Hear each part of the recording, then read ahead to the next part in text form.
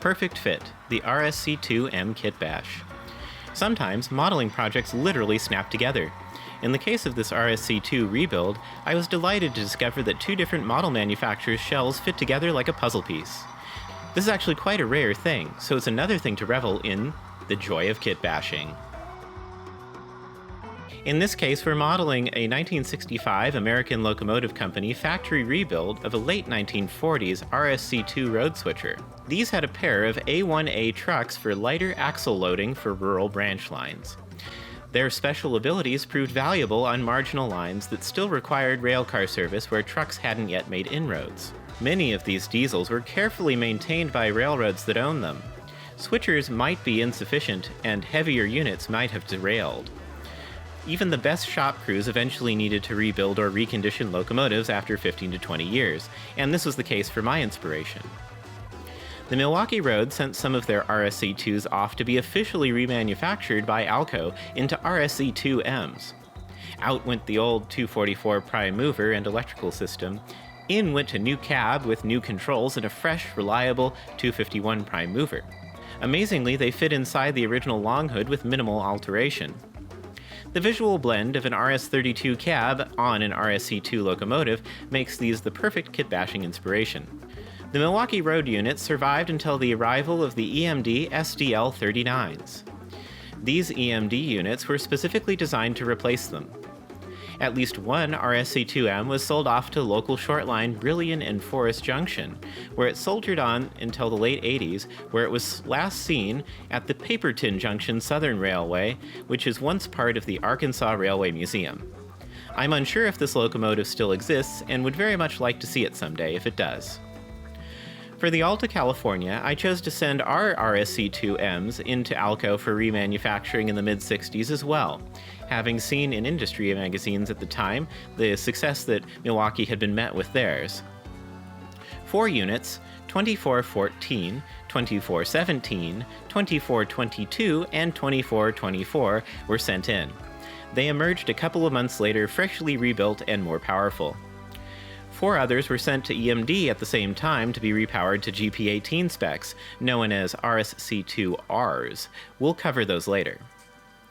Now sporting a 251C prime mover, they jumped from 1,500 to 2,000 horsepower, which was welcome as 70-ton cars became more common across the system. As requested by the Alta Mechanical Department, they had Leslie S3L horns, Motorola firecracker antenna, and other details installed. They were well liked by their operations and back shops and continued in service down in Mexico well into the 1990s. The model itself can be done 2 ways. You can use a Kato or a Proto 1000 RSC-2. For mine, I used the Proto 1000 unit, which I can guarantee the cab of an Atlas RS-32 fits perfectly into the slot of the original long hood. I haven't tried this trick with the Kato unit yet. Firstly, with any locomotive kitbash, you want to go and thoroughly tune up the drivetrain. Both models were manufactured at least 2 decades ago and probably have been sitting in their boxes most of their lives. My locomotives had gunked up lubricant in the drivetrain and a couple of frayed wires going to the truck pickups. I carefully disassembled both trucks, cleaning the old grease off entirely with an old toothbrush in warm and soapy water. Once clean, they were dried on a paper towel. While the gears were drying, I replaced the frayed wire with a fresh 22-gauge wire up through the truck and connected it directly to the motor. If you plan to install DCC, leave the pickups separate until you're ready to wire in the decoder. Then reassemble the gears back into their correct positions. I used Labelle 107 plastic-safe lubricant for the gears. Only 2 small dots inside the mechanism should be plenty. Run the engine for a bit to work the grease in until it runs smoothly. DCC installation should be simple. In my case, I wired a Locksound V5 decoder with a 251C prime mover file downloaded into it. In my haste, I used a surplus iPhone speaker, but I would recommend a Scale sound system speaker instead. Do note that they sell different examples for the RSC-2, and obviously the speaker designed to fit inside the original taller long hood won't fit inside the RS-32 nose. Once it runs smoothly, it's time to tackle the bodywork. Most of these units came painted, so first they go into a Tupperware container that is at least 12 inches long and 3 inches deep. The container is then filled with 91% isopropyl alcohol. Dunk the donor shells of both the RS-32 and the RSC-2 into the alcohol for a couple of days, revisiting it every once in a while to scrub all the paint off both models with a stiff toothbrush. Once all the paint is off both of them, wash them in warm soapy water and allow them to dry. Next, you'll want to drill all of your holes for the details. Use a number 80 drill bit for the grab irons and larger sizes for the bell, horn, and antenna. If you want to go the extra mile, you can include lift rings and other small details. I also added 3D printed ALCO Santa Fe style exhaust stack to the long hood and repositioned it for the 251's transverse mounted exhaust manifold. Install all your detail parts and then test fit everything together.